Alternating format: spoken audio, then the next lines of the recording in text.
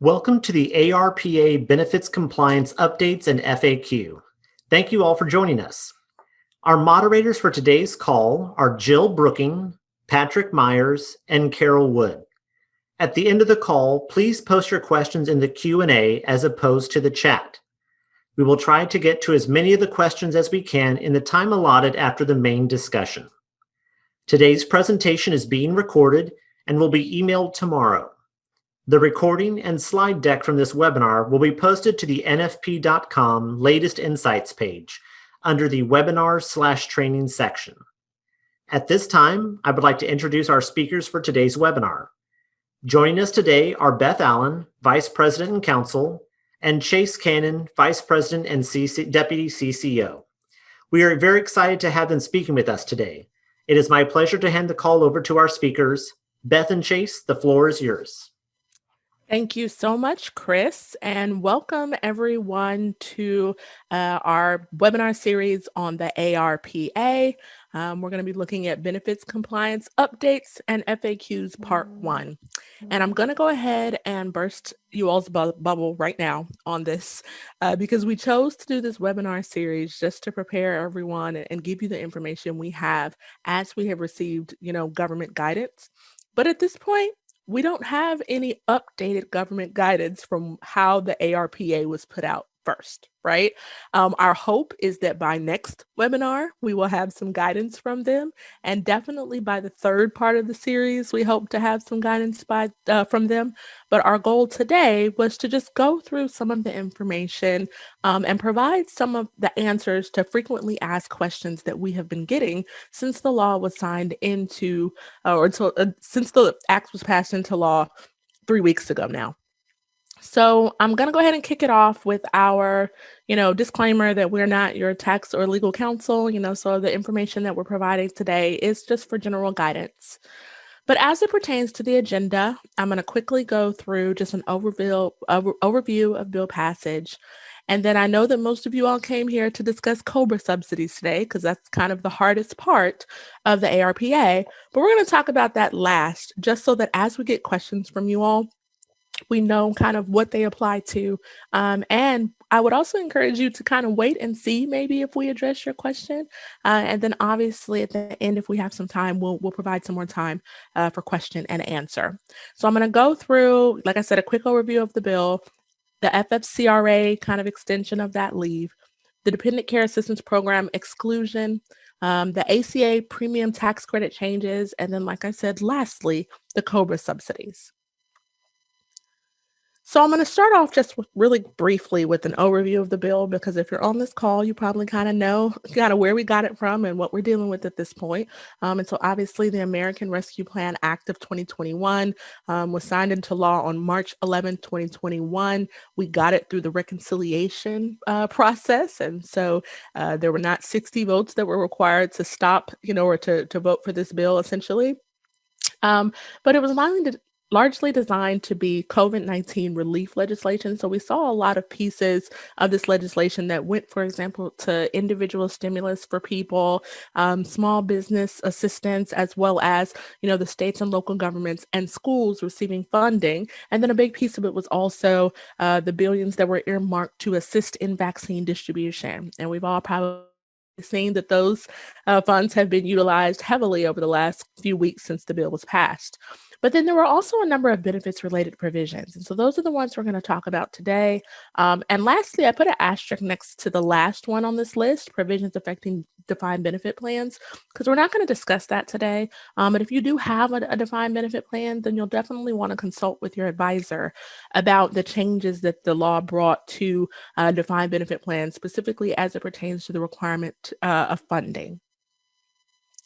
So I'm going to start off with the Families First Coronavirus Response Act. And you see here we put that there's an extension, basically again. And the reason I say that is because we saw an FFCRA extension for January through March that came out of the Consolidated Appropriations Act, or the end of the year budget act that we got last year. And so just to kind of give a really quick refresher, because I think it's important when we start talking about what the ARPA did, that we would kind of remember what the FFCRA required in the first place.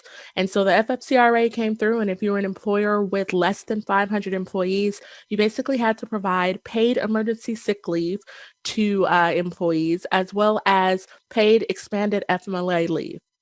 And so, as a part of offering that leave, employers could access a tax credit for the leave that they provided to their employees. And I think it's good to go through and put a reminder about the fact that under EPSL, or emergency paid sick leave, that could be taken by people who basically were dealing with any number of the things on this list. And so if they were diagnosed with COVID, if a doctor or a government official told them that they needed to quarantine, if they were providing care to a COVID-19 diagnosed individual, or if they were actually caring for an individual that was affected by school closing, then they could potentially take emergency paid sick leave, excuse me. But with the first iteration of FFCRA, under EFMLA, you would receive up to 12 weeks, but that can only be taken to care for the person's son or daughter who was out of school. And so instead of having those numbers of reasons that one could take EFMLA, they only had one reason that you could take EFMLA. And so here we are with the ARPA, and we saw another extension. And basically, what the rules did was essentially extend the tax credit that employers receive to September 30th. So from April 1st through September 30th, employers could choose to offer the leave under the FFCRA, and again receive a tax credit for doing so. Now, interestingly, we'll talk about this just a little bit more, but it's important to note that state and local leave laws having to do with COVID definitely popped up as well. And so, although the FFCRA only applied, for example, to employers with less than 500, there were a lot of state and local leave laws that might have required this type of assistance or COVID-related leave. To any number of employers that might have been above or below 500, for example. So Chase, what do you feel like the frequently asked questions were about this? Yeah, well, first of all, the question is this required? Like, if I'm an employer, I want to know, first off, is this something I actually have to do, or is this optional? Right. Right. And I think that's the major question. And a lot of employers kind of had that same question the first go round, but it's not required for employers to choose to offer this FFCRA leave from April 1st through September 30th. So employers, even ones who, let's say, extended it to March 31st, could choose to say, okay, we're not going to continue to do that anymore. Right. Yep. So it's all sort of optional. We had that December 31st of 2020 end date for the required. And I think you clarified this other FAQ we had on the slide, but restate it. Did ARPA extend this leave obligation to employers with 500 or more employees? Yeah, so interestingly, we thought they were, right? Like prior iterations of what we thought was going to come through with ARPA seem to indicate that they weren't going to do that extension to more than 500 employers, but that's not what made it into the final bill. So our understanding is that this would still only be available to employers that are under 500. Yeah, and I think you bring up a great point with the state leave as well. And I'm just going to mention New York, because New York is one of those states where you constantly have to consider the regulatory environment.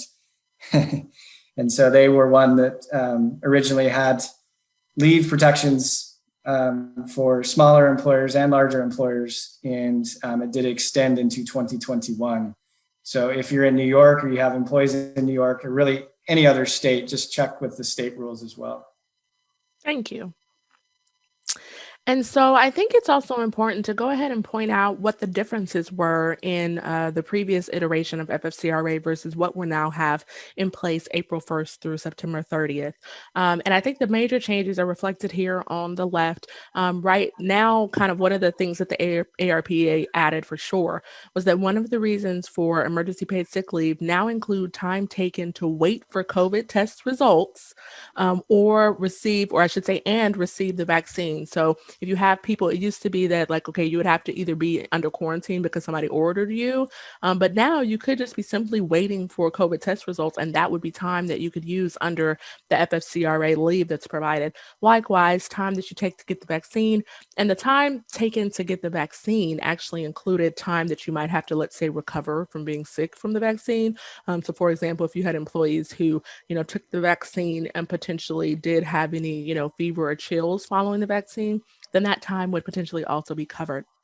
The ARPA also grants an additional 8 hours of EPSL. And so this is interesting because remember with the last, let's say, extension, we made it clear that, employees who had already exhausted their EPSL during last year would not be able to come and have an additional 80 hours, except the ARPA changes that. And so employees who may have even exhausted their EPSL last year would potentially be able to come back and have an additional 80 hours from April through September. Employees can also now use basically EFMLA for any of the EPSL reasons. And so remember in my background on what was offered in the original iteration, we talked about the fact that EFMLA was only available for the school-related reasons, right? But the ARPA changed that to where someone can now use EFMLA for the other, let's say, 5 or 6 reasons that EPSL can be provided. And what that's really going to mean is that someone might actually have the opportunity to use up to 12 weeks of leave for situations, for example, where they are diagnosed with COVID. Additionally, the first 10 days of EFMLA can now be paid. And before, the way that generally worked is like EPSL, that would potentially make up the first 10 days that someone was taking that leave because it would be 80 hours. But now the first 10 days of EFMLA can be paid, and the maximum leave is increased to $12,000 in the aggregate.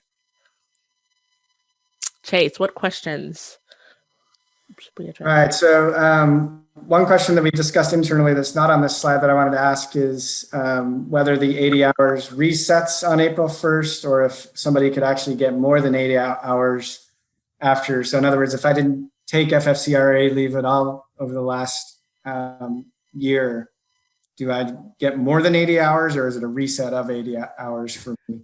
It's kind of interesting because I don't know that the law was necessarily 100% clear, but I would make the argument that the language did make it seem like the period from April 1st to September 30th, the kind of tax credit amount that someone could get would max out at the 80 hours. And so I would argue that it's not like stacked, right? So it wouldn't be that you might have somebody who didn't use EPSL at all last year or up until March who would have the whole 80 plus an additional 80. I don't think that's the case. But again, guidance would be appreciated. Yeah, that's something I hope they clarify. But for the ones on the slide, can an employer offer FFCRA if they chose not to do so? So let's say they chose not to from January through March. Can they now say we want back in? Right. Yeah. So it's actually not our understanding that an employer had to have chosen to offer it in March. They could have done so and been offered the tax credits, but there was no requirement that an employer offered it all the way through to be able to access the tax credit that they could now get from April through September. Right. What about additional ARPA EFMLA for those who might have exhausted EFMLA previously? Yeah, and so this is a good question, but also a little bit interesting because it did not, like it did with EPSL, it did not actually, let's say, add an additional 12 weeks, right? And then I have to also go back because in last year's rules, they kind of made it clear that you are limited to 12 weeks of EFMLA, and that 12 weeks would go, let's say, in conjunction or concurrently with any regular FMLA you used. So it was very clear that all you were going to get was 12 weeks. However, that 12 weeks was limited to the 12-month period because that's how usually FMLA works, right? And so what we don't quite know is, for example, if someone used their EFMLA at the very beginning of the pandemic last year, and if their 12 months has ended because of regular FMLA, 12-month counting, will they now have an additional 12 weeks because their 12-month period has reset? We're not quite sure. I could probably argue either way, but I think that's one of those things where an employer is going to have to consult with counsel if they do actually have someone who might be able to access more FMLA because of their 12-month period starting over. Right.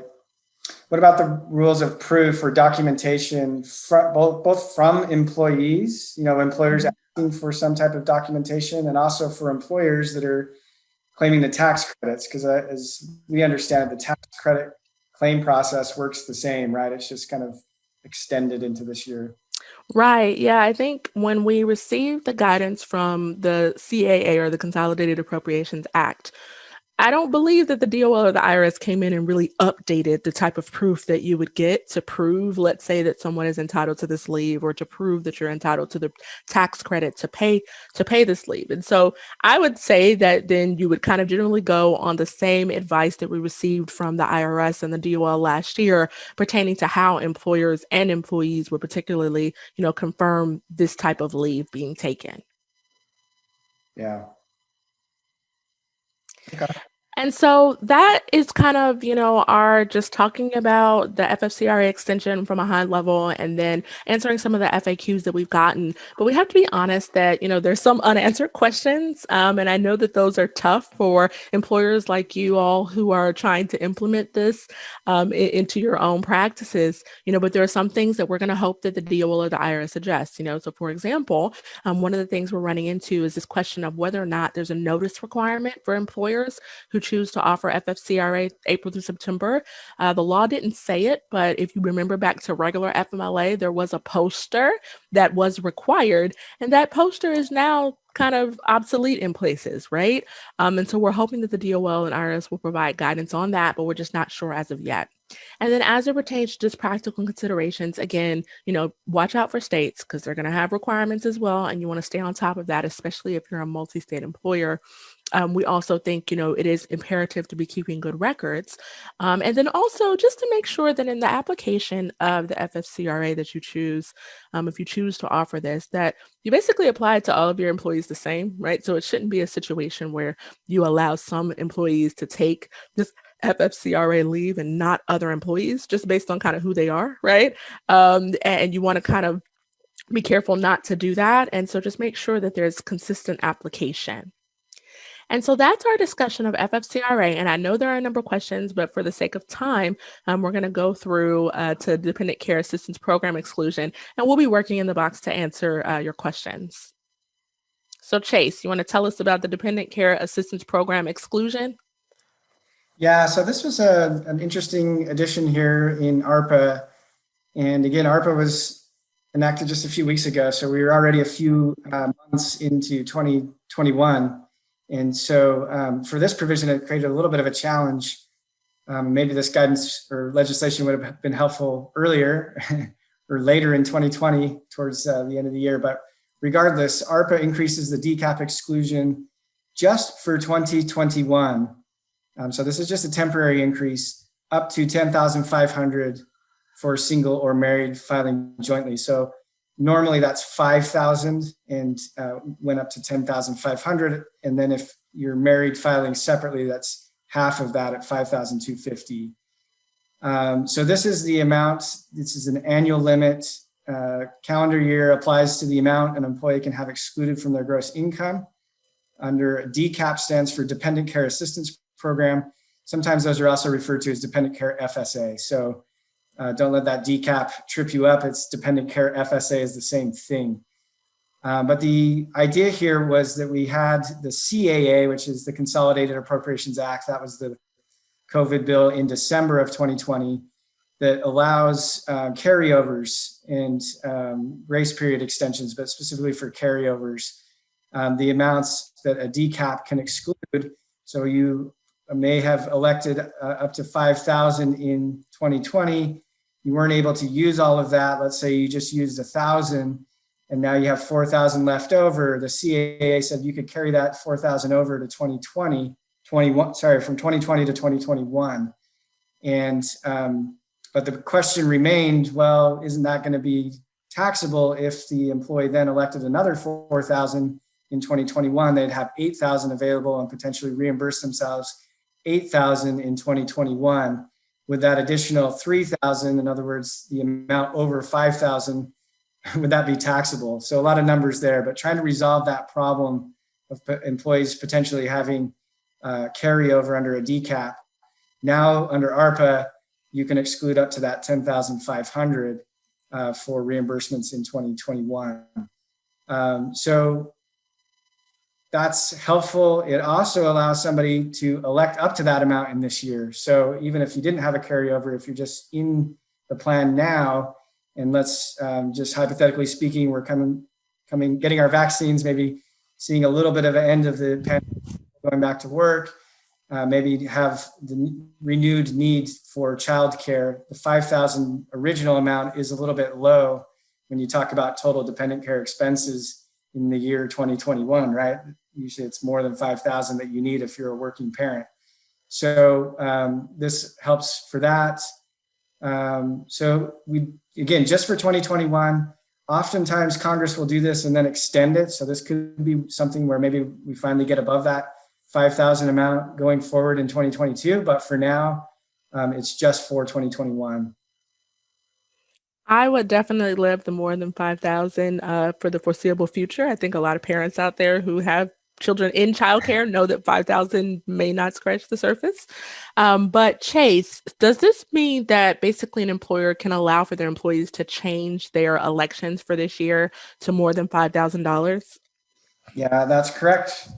And again, DCAP election changes were already a little bit looser than your standard Section 125 health FSA type of elections.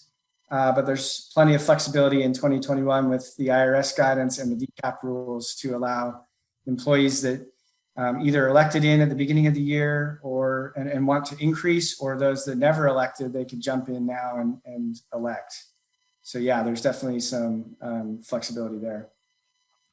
Great. And then if employers choose not to provide this exclusion, right? Because it's an option, right? Allow employees to increase their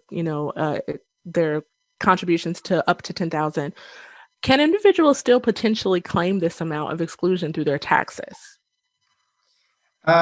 Yes, they can. You're right. It's optional, just like the FFCRA stuff. So employers may not be able to, they may not choose to do that, and they could limit it less, right? 10,500 is the max. So employers could potentially say 8,000. Now, most employers are probably just going to allow it up to the max if they are, because it's not necessarily, most of the time it's employee dollars, right? Employees are contributing pre-tax.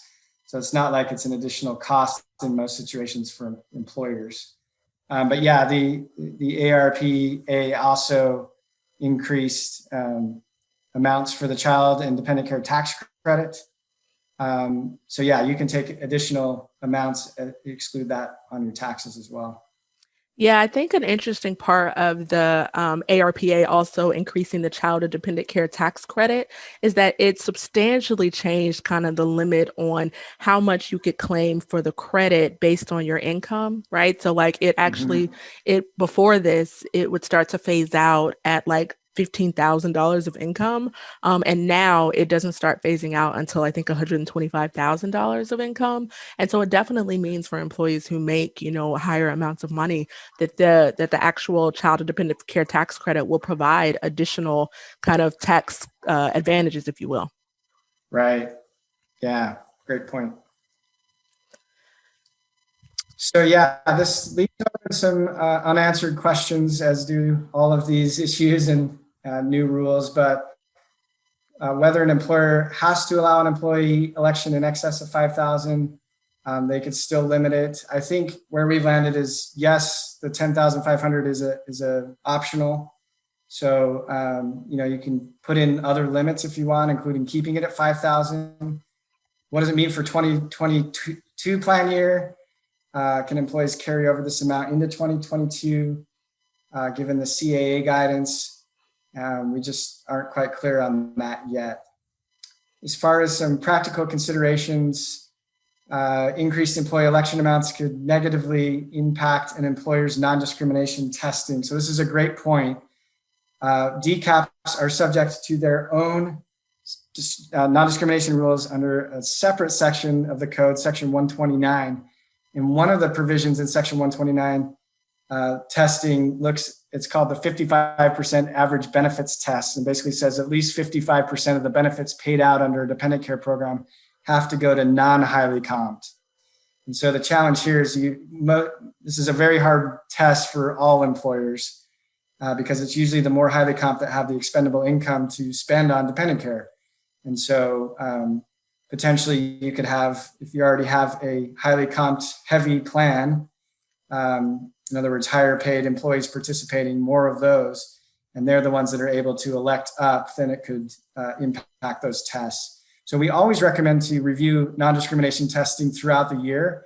And for dependent care, specifically right at the beginning of the plan year, because oftentimes you can eyeball and say, oh, we have 9 out of our 10 participants or 90 out of 100 are highly comped. So we're probably going to fail that test. We need to make some adjustments right now. So that's an important point. If the Section 125 cafeteria plan indicates a $5,000 limit, which most do, and the employer allows the election to go up, the document would need to be amended. That is also true. You would need to have some amendments made. There is some flexibility on the timing of the amendment. It looks like we lost our visual, so I apologize. Hopefully everybody can still hear. Just got a text from Beth and her computer just crashed. So we will just continue talking. Unfortunately, I don't have a copy of the slides with me, so otherwise I would just share my screen. So we're just going to continue. Chase, this is Jill. I have a copy and I will work on sharing those. Thank you, Jill. I have a copy, but it was before it was formatted and has the wrong visuals. So yeah, if you want to keep sharing, I'll keep talking. Thanks, Jill. The other challenge here is, with the plan amendments, that doesn't have to happen until the end of next plan year. So you can kind of have a retroactive amendment. So no rush there. It would just be communication to employees and making sure you operate the plan how you want to operate it with whatever limit you've chosen. And then the last thing is working with vendors to implement any changes and to monitor the non-discrimination testing, as I just. With that, I think we can see the screen now. Beth, do we have you back? Oh my goodness, I am back. I was telling Chase earlier today, my computer has been on the fritz randomly, and it was plugged in. I could see the plug in and my computer just went off. I am back. Thank you for going on like somewhat nothing happened, Chase. So we're going to move on to the ACA premium tax credits. And I will turn it over to Chase to kind of talk about these while I make sure that my computer is not going to go off again. Yep, that's fine. That's a quick recovery, Beth. Way to go. We lost visual for a sec, but I was in the middle of talking anyway. So we're thinking. So this is an interesting change that came out of the ARPA or ARPA. Has to do with premium tax credits. And again, this is if you are previously under the ACA, if you are lower income, making between 100 and 400% of the federal poverty line, that was sort of the income bracket, you could qualify for what's called a premium tax credit if you were buying insurance through a state health insurance exchange. And then that in turn could impact an employer's penalties if they were required to offer coverage under the employer mandate. The qualification for a premium tax credit is a trigger for employer mandate penalties for the employer if the employer wasn't doing what they were supposed to be doing. But what's changed here is that instead of basing it on 100 to 400% of the FPL or federal poverty level for PTC qualification, it's now just based on a percentage of household income. And again, this is the employee or the individual at the exchange. They have to verify their income. And previously, the exchange would say, well, you're either yes or no, you're in that 100 to 400% federal poverty level. And then in turn, that on a premium tax credit. Now it's just based on 8.5% of income. So the cost of coverage cannot exceed that 8.5% of income, and individuals are, so essentially it takes off the cap. People who are above 400% of federal poverty level might now qualify for a premium tax credit. So The other part here, individuals are also eligible for a premium tax credit if they received unemployment compensation. During 2021 only. So again, that's a little bit of a change. One question that we have received on this has to do with what the affordability percentage. I'm not sure if you're back, Beth, but that was the question here on the right. Right. Yeah. No, I think that's the number one question we get on this is just, does that mean that affordability changes from 9.83 or whatever it is in 2021 to 8.5%? Yeah. And the answer there is no. There's no change to the employer mandate affordability calculation. You can continue to use the calculations that you've been using as long as they fall into one of those affordability safe harbors, which again are based on either W-2 income, rate of pay, meaning you're looking at the hourly rate and assuming that they work 130 hours per month and basing it off of the percentage for that, or the federal poverty line itself, which comes out to a little less than $100 per month. I can't remember the exact dollar amount there, but it's just a low amount. Yeah, like 101. Yeah. So doesn't change, but what we've discovered and sort of our analysis of this is in some instances, an employer might have taken a risk where they offer minimum value coverage enough to get out of penalty A, which is the penalty that applies to, if you don't offer to 95% of your employees, and it's a much larger penalty based on all of your full-time employees. You offer the lower level of coverage, but you don't have it be affordable. And you're kind of taking a gamble that those employees whose coverage is unaffordable either will just enroll anyway, or they have coverage through another source, like through a spouse, or they're just going to go uninsured. They're not really going to go to the exchange. That was one strategy with the employer mandate. And so the strategy is you just make it unaffordable, but you're willing to pay a penalty for anybody who actually does go to the exchange and gets a premium tax credit. And oh, by the way, that those employees make more than 400% of the federal poverty level, so they probably can't qualify for a PTC. But now that cap is gone, it's possible that employees making more than 400% of federal poverty level, which I think is around $50,000 a year. Sorry, don't quote me on that. I'm going off my head there. But whatever that amount is, you can't bet that is the cap now. You could have a higher paid employee that could qualify for a premium credit if they're not offered affordable coverage.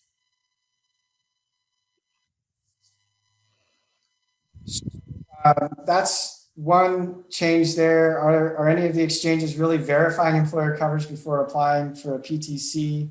This is something that we've dealt with over the last however long we've had the mandate. We've seen some verification, but it's not standard.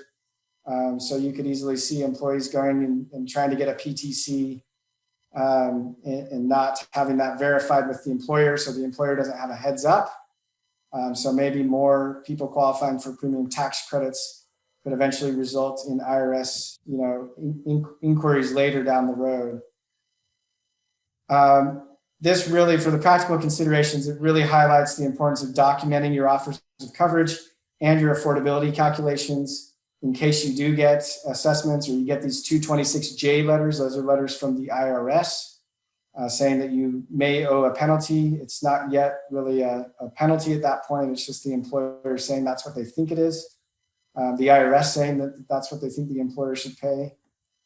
And then you have this idea that maybe employees who get wise and realize that they might be able to get cheaper coverage in the exchange, if they see that it's just being based on 8.5% of their household income rather than that 9.83 with the employer affordability calculation, they may ask questions or may want to drop coverage and go to the exchange. And they may not understand that if you are offering affordable coverage, that they wouldn't be eligible for the premium tax credit.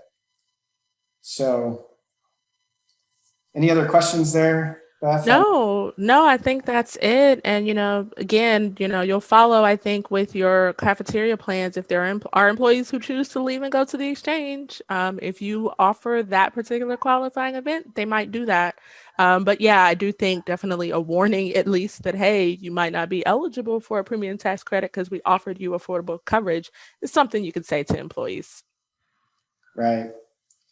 So let's get on to COBRA because we've got 25 minutes left. Oh, and I know that's what everybody wants to know. So I'm just going to jump right on in. And obviously, I think if you're on this call, you probably know that one of the biggest pieces of the ARPA as it pertains to benefits is that it provides COBRA subsidies. And so this is up to 100% basically reimbursement of premiums from April 1st to September 31st for qualified beneficiaries who elect or have COBRA during that period. As part of the ARPA, employers are required to actually notify individuals of their right to receive these subsidies, and they also have to tell them about the expiration of those subsidies. And then we all know that, employers are going to have to work heavily with their COBRA vendors and their providers in making this happen.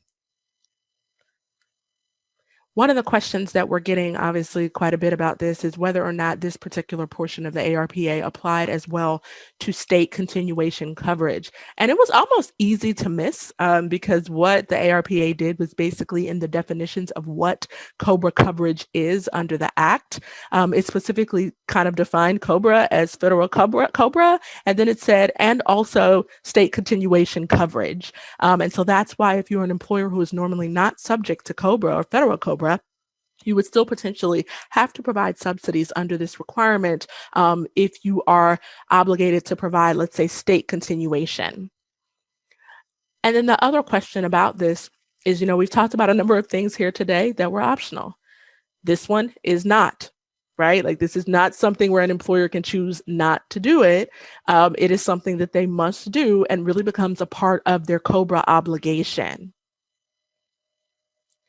And so now let's talk a little bit about eligibility and who can actually access the subsidies. The qualified beneficiaries are going to be eligible to receive the subsidy if they experienced an involuntary termination or a reduction of hours. And the ARPA refers to those people as assistance eligible individuals. So when you see us talk about those or AEIs, that's what we're talking about. Interestingly, eligibility is not actually limited to employees who were, let's say, affected by COVID-19.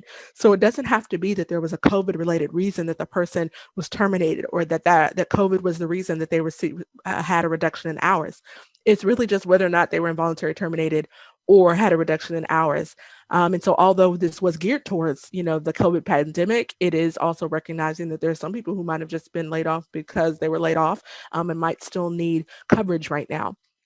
Additionally, qualified beneficiaries are not going to be assistance eligible individuals if they are eligible for other group health coverage or Medicare.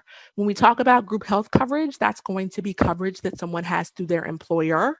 And then we all know what Medicare is, but you'll note that that does not say that qualified beneficiaries are not going to be eligible for the subsidy if they're on individual coverage or if they're even on Medicaid. And so the law was very clear here that someone's eligibility for other group health coverage or for Medicare is what would make it to where they are not eligible for these subsidies. So some of the questions that we have gotten about this, that first question, are employees who resigned eligible for the subsidy? And when you talk about resignation, we're generally going to look at that as voluntary, right? When we see the term involuntary, what we have chosen to look at it as is kind of an employer initiated termination, if you will. And so someone who comes in and just says, hey, I found another job and I'm going to quit today, has not necessarily experienced an involuntary termination. They voluntarily terminated. Now, this does get a little bit more hazy, and we hope for more guidance because there are situations, for example, where someone might be given the choice to say you can either be terminated or you can either basically quit voluntarily or we will terminate you. And the question arises, okay, is that voluntary? And I think it's important to note that, again, we're waiting for guidance from the DOL. But when we last had COBRA subsidies with the ARRA, which is kind of in the middle of the recession. The DOL and IRS did come out then and kind of make some distinctions between situations where what the person experienced was involuntary versus when it wasn't. And so we're hoping that they're going to do that. Another question really has to do, I think, with eligibility and kind of any gray area scenarios, So for example, some of the things that, again, we're still waiting for them to answer may present, let's say, a gray area in terms of whether or not the person was involuntarily terminated. But when it comes to that, we as compliance people normally like to tell you what the conservative route is. And it's really hard with this because we can't necessarily tell you that, because you would have to potentially be able to not only make that choice, but to prove that you're eligible for a tax credit based on kind of your understanding of that. And so if you're not quite sure, what we're going to do is recommend that you speak with either legal counsel or potentially even your tax advisor as it pertains to whether or not you would be able to get the subsidy for this individual if it's a gray area as far as eligibility concerns.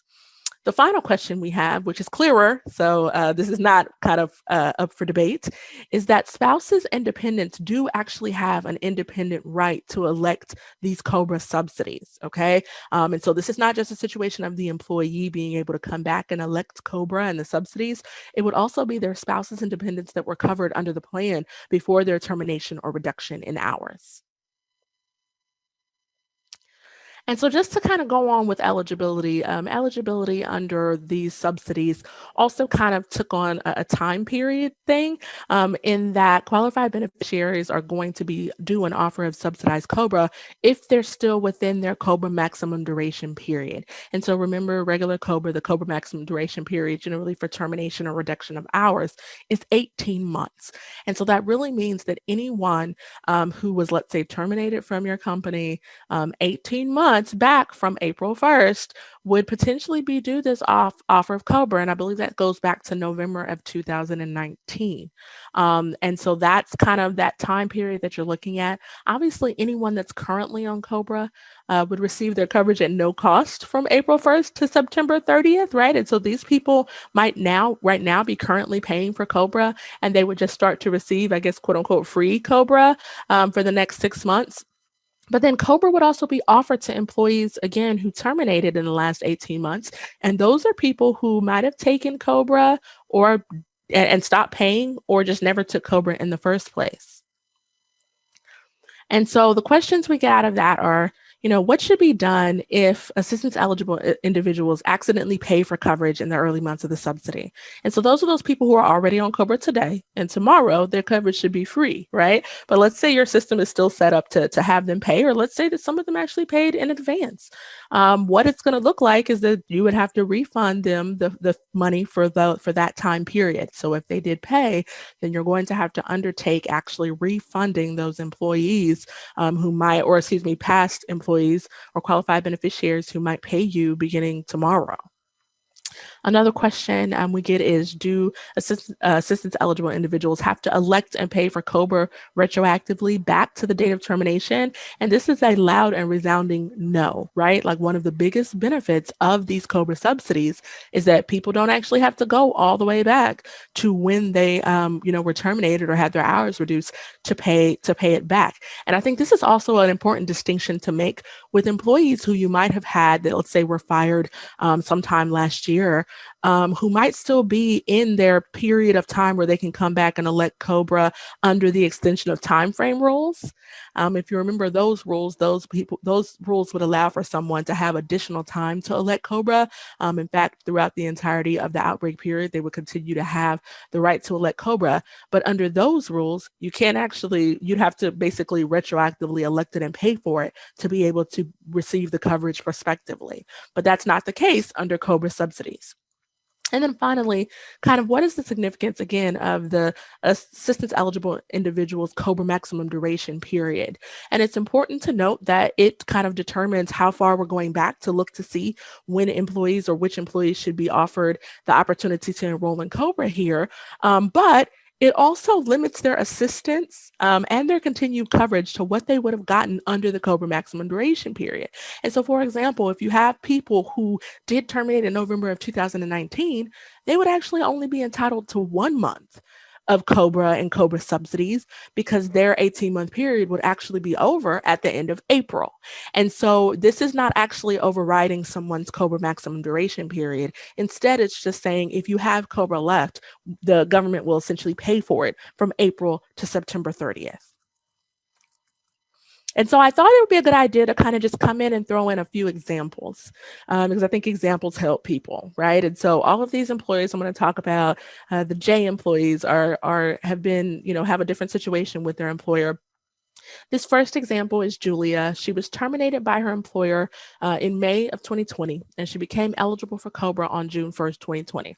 I'm going to stop there because we were purposeful about that distinction because most employers, and maybe not most, maybe half, I don't know the percentage, but a lot of employers don't actually have someone lose their coverage on the day that they're terminated, right? And so they're not actually eligible for COBRA until the first day of, let's say, the month after they're eligible, because that's when they actually lose, or excuse me, when they're terminated, because that's when they actually lose COBRA.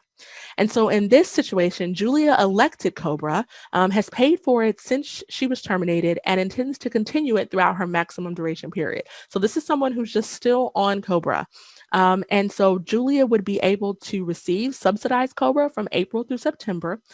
She would get to continue her COBRA after the subsidies end because she still has a decent amount of time left in her maximum duration period. And if Julia accidentally pays in April or May, she's going to be due a refund. Okay. And so this is a classic example of someone who is currently on COBRA, and as of tomorrow, their COBRA will be subsidized. The next example is Jim. And Jim was terminated by his employer in January of 2021 and became eligible for COBRA in February of 2021. He did not elect COBRA. Okay. Jim is still within his 18 months of COBRA maximum duration. And so he's going to receive a notice from his employer that he could elect COBRA and that he could receive subsidized coverage from April through September. And so Jim is going to be entitled to continue COBRA after the subsidies end as well, because he still has, again, time left in his maximum duration period.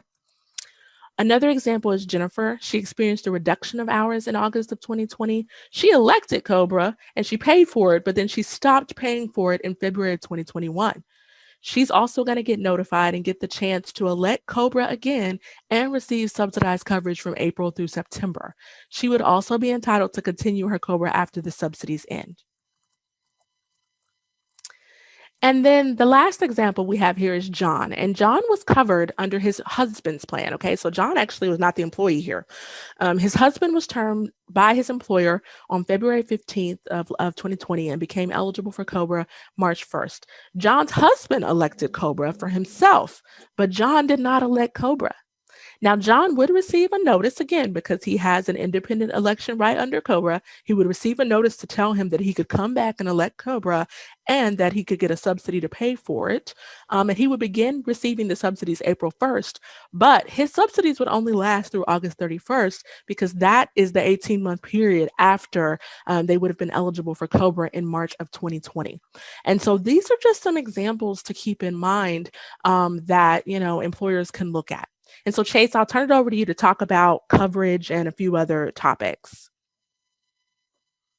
Yeah, thanks. I've just been waiting through the questions. We have a lot of questions coming in, over 150 now. So we're trying to answer these as best we can through the Q&A, and also I think a lot of these will be answered in our discussion here. But basically, qualified beneficiaries will have the opportunity to elect benefits that are normally subject to COBRA. So this is a question we've gotten a ton. Yes on medical, yes on dental, yes on vision, because those are benefits that are normally covered under COBRA and there's no exclusion for them specifically. We don't know on HRAs, to answer one of those FAQs on the right. We think so. HRA provides medical care. We don't see why that wouldn't be included. Health FSAs and QSARAs, though, are specifically excluded. So those are the kind of types of plans.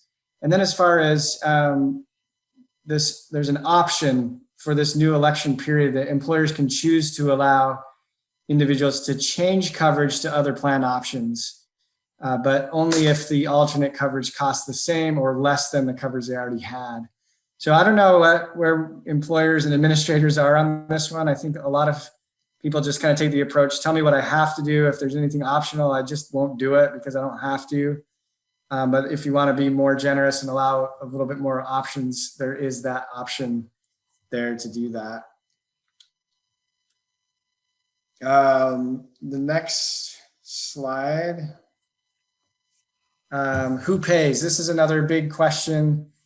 The law is a little bit confusing in this, and we have interpreted this and changed our interpretation on this. But the law says the tax credit will go to the party to which the premium is due. And so we've interpreted that to be the employer in most instances, including for fully insured plans. So that feels a little bit confusing, and the way the law is written, we hope that it will be clarified to make it crystal clear. But we kind of outlined that here in the slide. And again, if you think about the fully insured context, it's usually the carrier that's getting payment due to them. But the way the law is written, it's the employer that's sort of paying it to them or facilitating payment to them. So we think it will be the employer for fully insured plans that are normally subject to COBRA. And it's definitely the employer for self-funded or self-insured plans, and that would include level funded plans. And the carrier would do it for a plan that's not normally subject to COBRA. So think about a small employer. And then the plan, if you're in a multi-employer plan, it would be the plan itself. The premium includes the 2%. So when we're saying what is the premium for purposes of ARPA, it's the COBRA premium. And then it includes the 2% admin.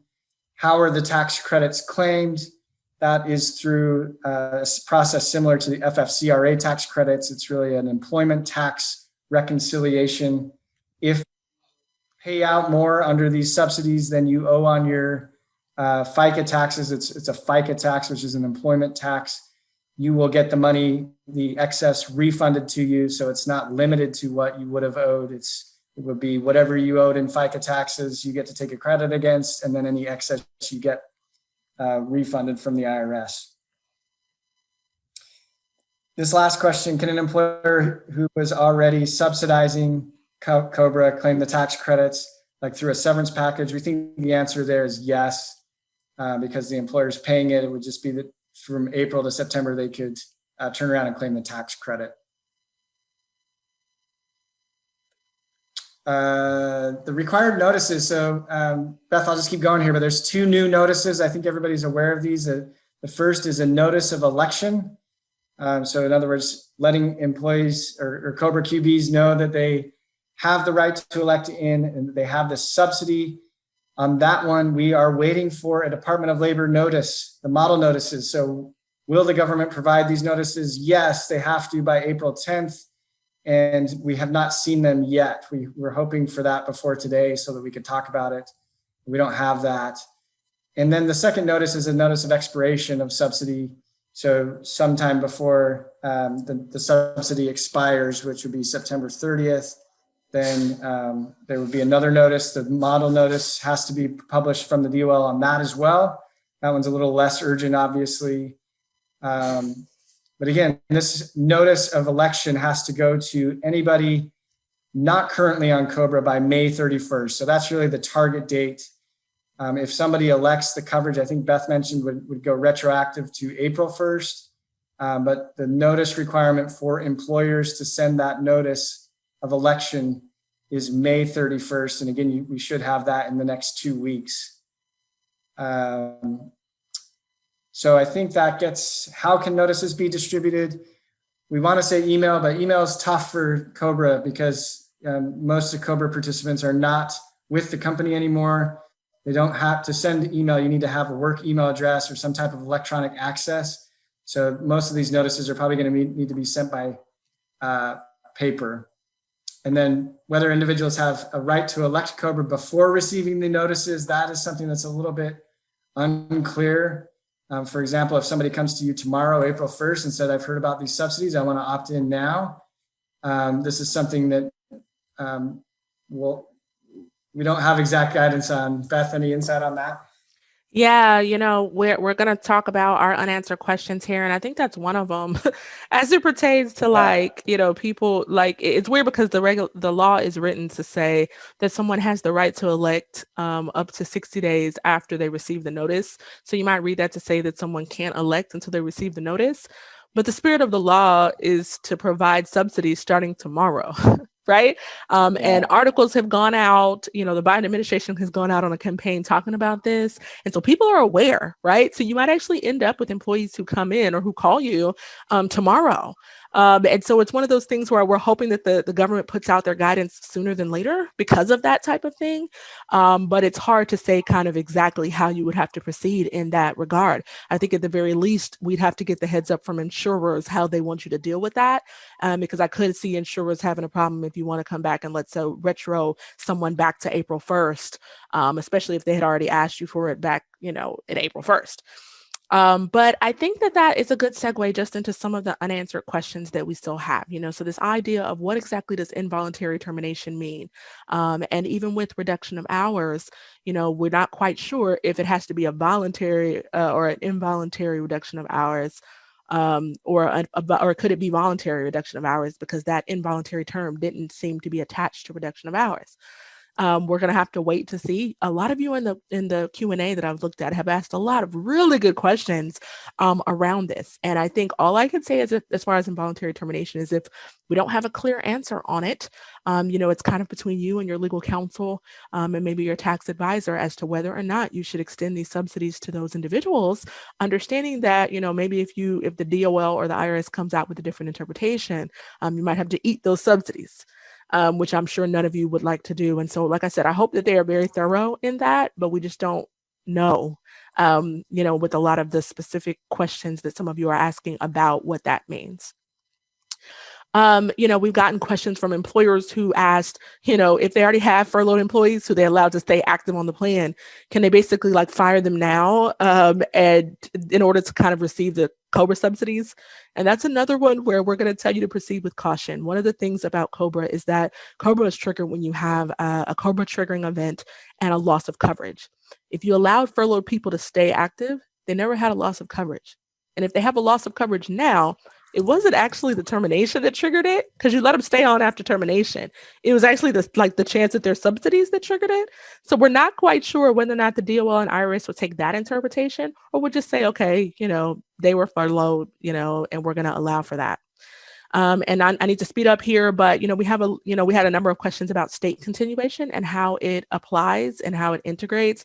We don't know still. There's some states that only require 6 or 9 months. Some of our more generous states provide up to 36 months.